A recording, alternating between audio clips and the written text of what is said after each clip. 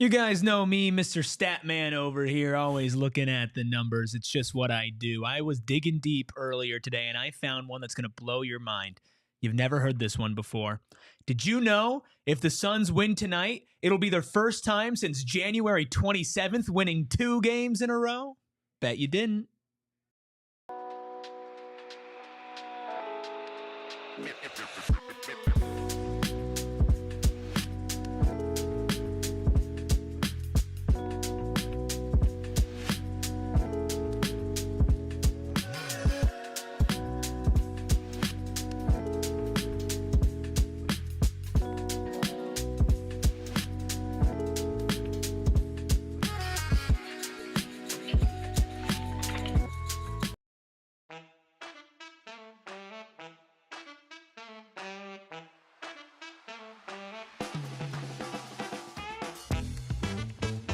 Psychos and sickos unite. It's Eric versus Steven, Suns versus Bulls on a PHNX Suns pregame show. Brought to you by Gila River Resorts and Casinos. You do you at Gila River Resorts and Casinos. Visit playatgila.com for more details. I'm Eric. I could have called you something different. Just be happy that I called you Steven, SPG. And we got Noah behind the Mac in a fancy polo today, making all of the magic happen. We got Ogre, Mina, Melissa, Optical Illusion, everybody in the chat hanging out with us on a Wednesday night. Steven, how you doing? I won't call you your new nickname in pregame. I'll give you a quick break. I don't have a new nickname, especially not one that I'm answering to, so that's smart hosting on your end, but I'm doing good. How about yourself? How I'm good, man. I'm staring down the barrel of something pretty insane. In 14 and a half hours, I will be starting a 24-hour stream over at PHNX Sun Devils. Of course, it'll be on this channel. We're going to be live throughout the first entire day of March Madness, 9 a.m. to 9 a.m., 24 hours. So if you are a Suns fan, a basketball fan, support PHNX, make sure that you guys tune in tomorrow. We're going to have a lot going on. I'm going to make Steven come on for at least 5 minutes just to show off the legs. Mina with a great question. The chat says, Steven, how do you feel about the team you actually like playing against the Suns?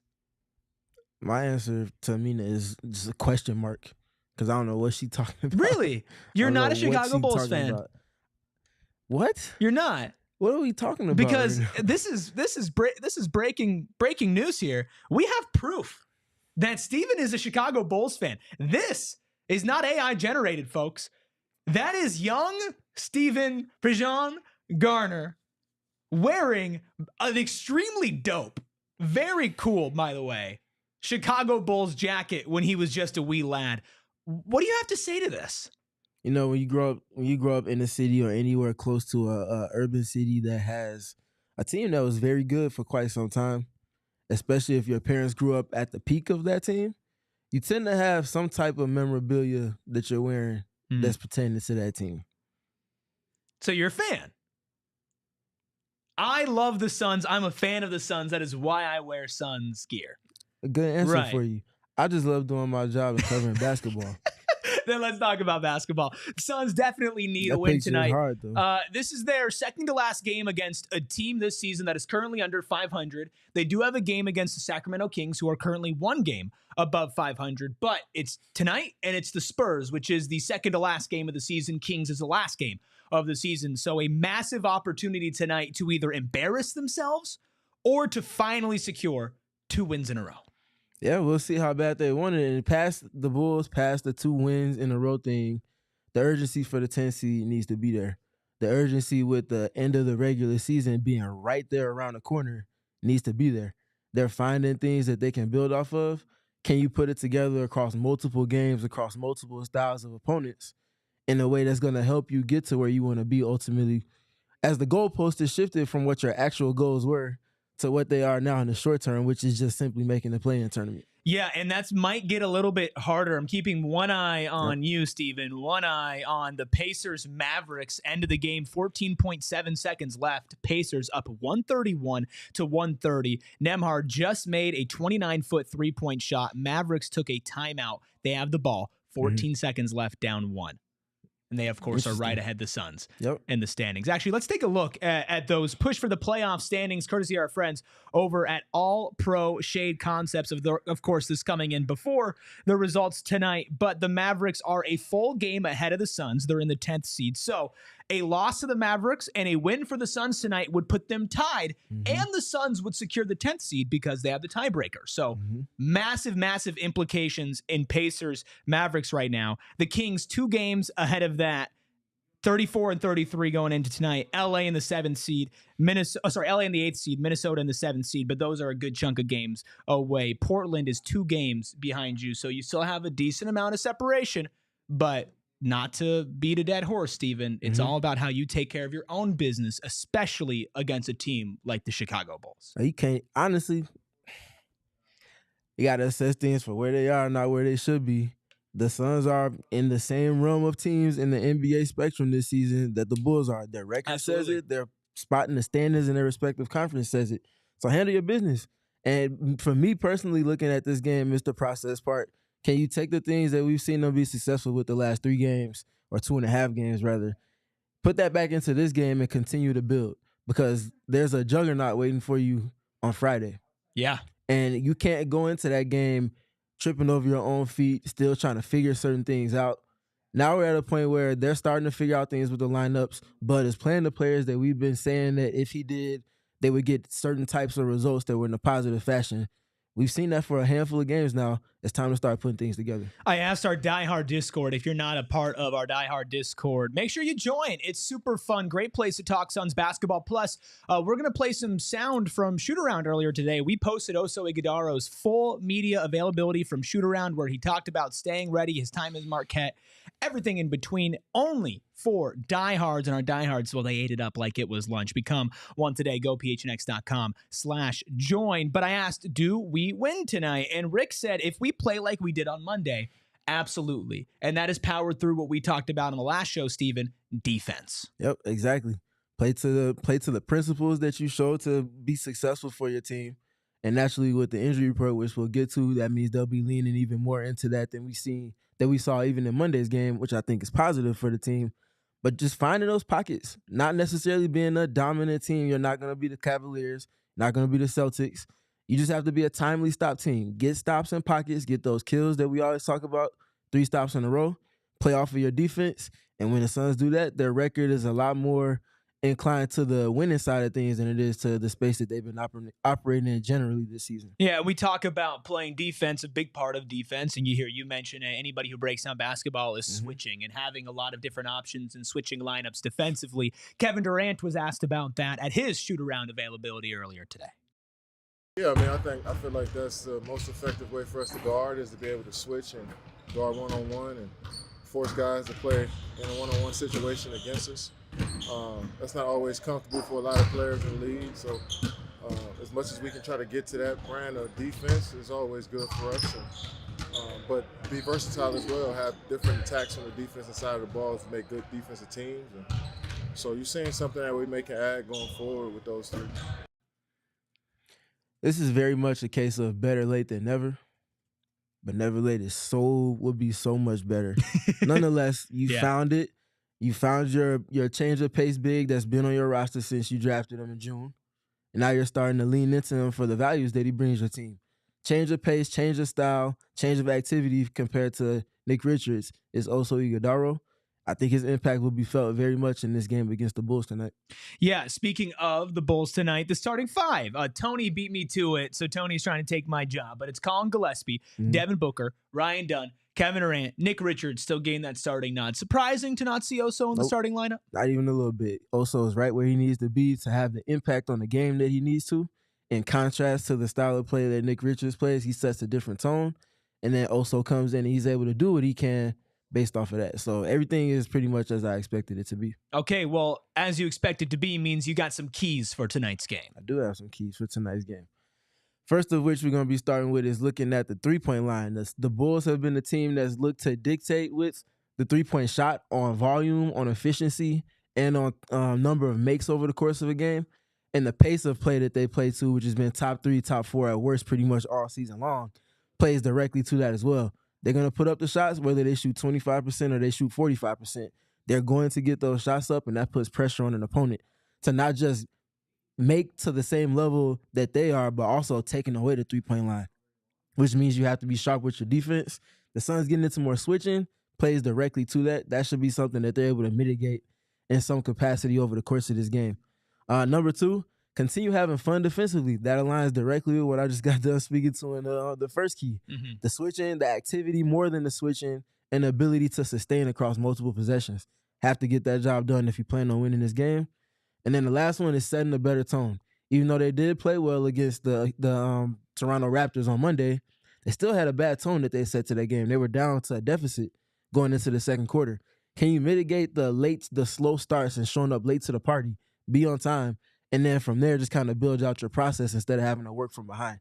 If they check off those boxes, I think this is a game that they can win by double digits. Absolutely. Somebody said that imagine if we do back-to-back 40-point wins. I think I'd cry. Yeah, I don't see that in the cards. I would be fine with a 2-point win. Just get the dub. Yeah, get the dub, especially because the Pacers did pull off the dub, 135 to 131. If you win tonight, the Suns are in the play-in. So we talk about setting a tone. What about a tone between players and coaches? Kevin Durant spoke on the nature of his conversations in-game with Mike Budenholzer at his shoot-around availability as well. Coach was saying how this you stress, this needs to be better. We have to do this better. Or we need to do this a different way. How did you grow into that element of your game where you're verbally constantly saying, hey, look, we got to do this way, or we have to do this different? I don't do that. I mean, I don't say, yo, coach, we got to do this. Okay. This is his team. You know what I'm saying? I'm there to be of assistance. If he need me to do anything, if I got some suggestions on what may happen, I'm coming to him and asking him. I'm not telling him what to do. I'm asking him, yo, coach, what you think? We should do this right here. If you don't think so, all right, then I move on. You know what I'm saying? So it's a subtle. I know in your word, and it's a subtle.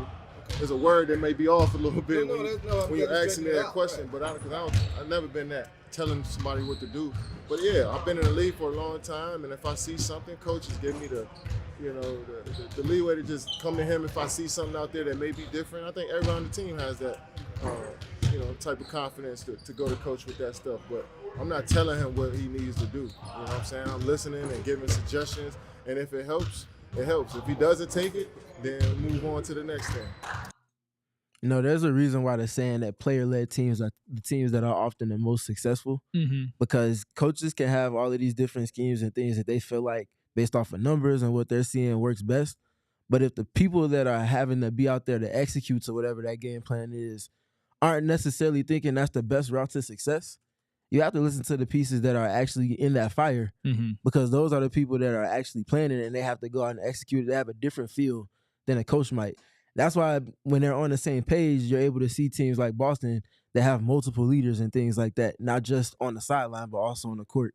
That's a space where the Suns obviously have room for improvement, but conversations like that have clearly taken place based off of the tone that Durant was using with Dwayne there, speaks to them turning corners. Doesn't feel like they were. I think that was Dwayne. Okay. It doesn't feel like they were in that space a few weeks ago, even right after the All-Star break. It still felt like there was a disconnect. Whereas now it feels like because of the decisions we've seen and the success that they've seen in addition to that, they're starting to feel like they're being aligned more in terms of the approach to the game. Yeah, and I think that you've seen it on the court in spurts, and it's about making that sustainable as well.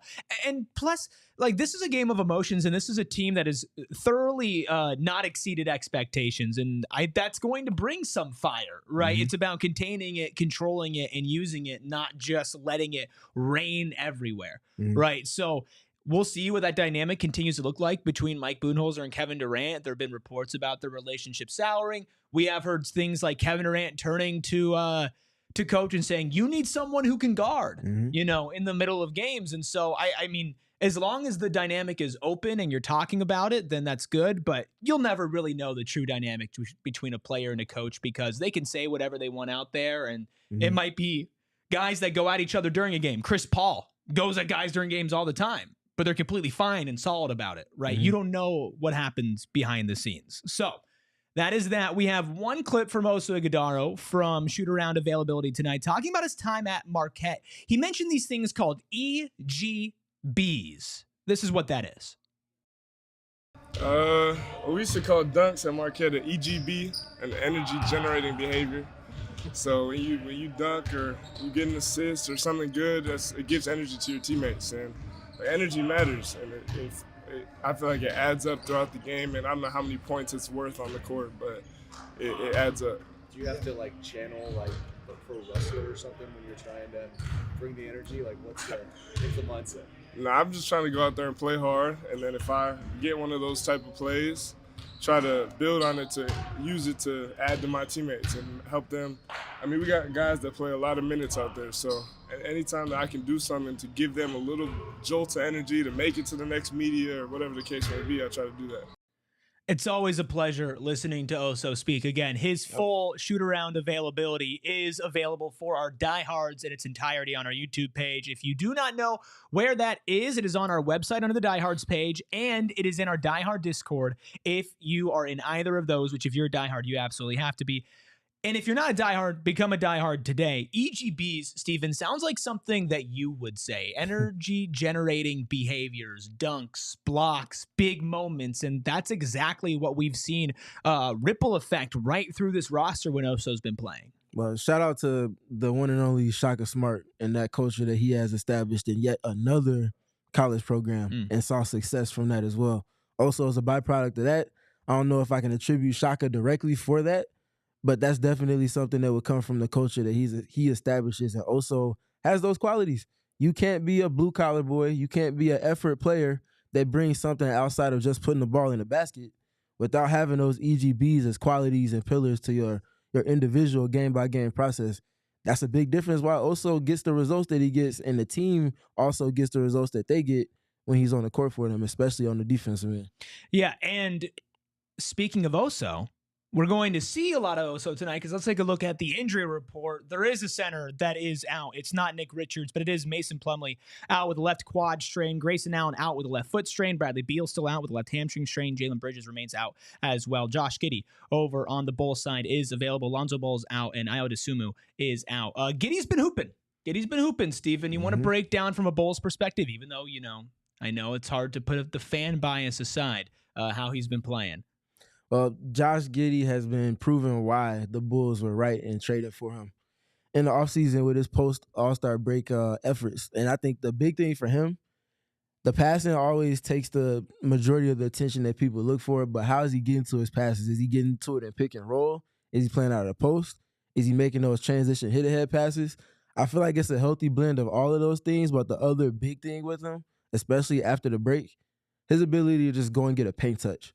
And getting paint touches in multiple contexts of play, that naturally lends itself, like we talk about with the Suns, to generating that high-quality, high-value catch-and-shoot three-point opportunity for any other player you might be thinking of. So if he's playing tonight, which it looks like he's available, it looks like he's going to be in the lineup after the sprained ankle, whoever's guarding him has to be able to stay in front of him and contain the ball because he's the main fire starter for the Bulls as far as everything else that takes place with them. Who else on this Bulls team maybe presents a bad matchup for the Suns? Kobe White. Kobe White is a problem. One of the best drivers in the game, doesn't get the attention that he deserves, but as a player with one of the quickest first steps and one of the most shifty handles, it's hard to stay in front of him. You play him off. He has no problem pulling up from three. He has a couple of 3 or 4+ 3-point make games over the last 5 or 6, and he's operating as one of the best scorers in the league over the last handful of games in addition to all of that. The Bulls are 5-1 in their last 6 games. They're playing really well recently. And a lot of that is because of Kobe White and his ability to shoulder the brunt of more offensive usage. But also they had a starting lineup tweak that's also helped him as well. And that's when they brought Trey Jones into the starting lineup. They're 5-1 in the last 6 games. All of those with Trey Jones in there. And I think that Kobe being unlocked by being able to also play off the ball in addition to initiating offense sometimes really changes the kind of approach for them. Add Josh Giddey back to that mix in addition to Trey Jones. Whole lot of off ball with Kobe White, and you have to take account for him. And I want to look at the forwards for Chicago as well. But They're before we starting get forwards. to that, Go who ahead. do you think Ryan Dunn's starting in this game? Or guarding in this game? So Based off of- based Richards off of- on. So here's the starting lineup for the Bulls. It's Trey Jones, Kobe White, Kevin Huerter, Matas Buzelis, Nikola Vucevic. Richards on Vucevic, KD on Buzelis. Dunn's got to be on Kobe White, right? I mean, that's why you have Ryan Dunn in the starting lineup. So we have Giddey's not starting? Giddey's, Trey Jones, and Kevin Huerter are starting. So, well, then that changes it, because if Giddey was starting, then my question was going to be, Done on Giddey no, is he on him or is he on Kobe White? Yeah. But that changes it if Kobe's the only fire starter that's starting, then that's that's a layup. I think it's going to be Colin Gillespie is going to be on Trey Jones, probably pressuring Ryan Dunn. Might see a little full court press, which we saw from the Suns against the Raptors as well. Book's going to probably end up on Herter. But I want to look at that front court, because I think offensively they present some challenges for the Suns as well. Kevin Herter is not afraid to shoot those threes, and I think he is somebody in the starting lineup that, not that you're going to forget about him, but the Suns do like to give up open threes, and he could take advantage. Modest Buzelis is a very athletic, big, lanky guy who's finding his way in the league, likes to drive to the rim. To play defense too. Like he's the type of young energy guy that the Suns have struggled with so far this season. But Nikola Vucevic, I know that he's not in his prime. I know that he's not an all-star. But that's the type of the center that we've seen Nick Richards struggle with a little bit in his time with Phoenix, because he is in a higher echelon, higher paid, more offensively skilled, a little bit bigger. It's going to be really interesting to see how Nick Richards and Oso can hold their own against Vucevic, because they did good against some bigger bodies before, but it's different playing a guy like Vooch, who might not be the best in the league, but still got the touch, still got the size, and is a vet. Yeah, and I think it comes down to, with Nick in particular, if he's able to do well against Vooch, that means it's because everybody else around him is doing their job containing the ball, or at least being in the gaps to keep players from getting paint touches. Every time someone breaks the free throw line and gets a paint touch, Nick has to rotate over, and more often than not, like we've talked about lamented with the Suns, the helper scenarios around the rim have not been their strong suit. So if Nick can keep from being engaged because his teammates are staying in front of the ball, he'll be able to get back to Vooch.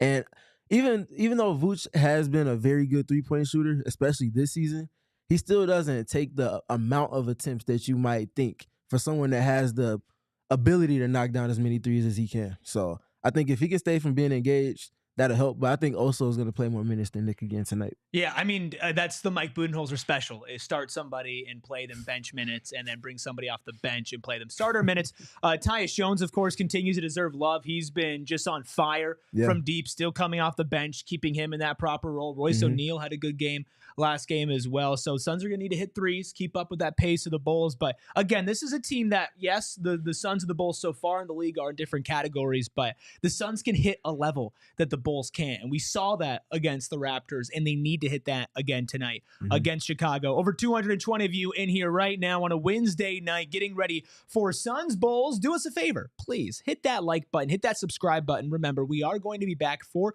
a post-game show just a couple minutes after the final buzzer, all right here on PHNX Sports. Gerald is live from PHNX Arena reporting at Gerald Bourget. If you don't know, you can follow along with him during the game, and of course, he'll be calling in post-game as well. So we've talked about the keys, we've talked about the matchups, we've talked about the starting lineups. What about our predictions? Let's take a look at who we think is going to win tonight's game. All of us are taking the Suns to win 2 in a row for the first time since January. Gerald going Suns by 5, Espo going Suns by 15. This is the first time in a while, Steven, I'm more optimistic than you. I know the Bulls have been playing well, but I've been suckered back in by those Phoenix Suns. Give me Suns by 10. You're the lowest tonight, of course, because of, the bias. Suns by 4. Or maybe it's because I won't even say that. Steven. What I will I'm say, sorry, I have the Suns only by 4 because the Chicago Bulls, over this 2-week stretch where they've gone 5-1, have the second best defense in the NBA. You would not expect that. They don't have a notable defender on their roster. But one thing they've done well, they've been putting the ball in the basket. They've kept their defense set. And when they keep their defense set, things can get very tricky. 270 possessions of zone for them this season. One of only 6 teams that have run that many possessions.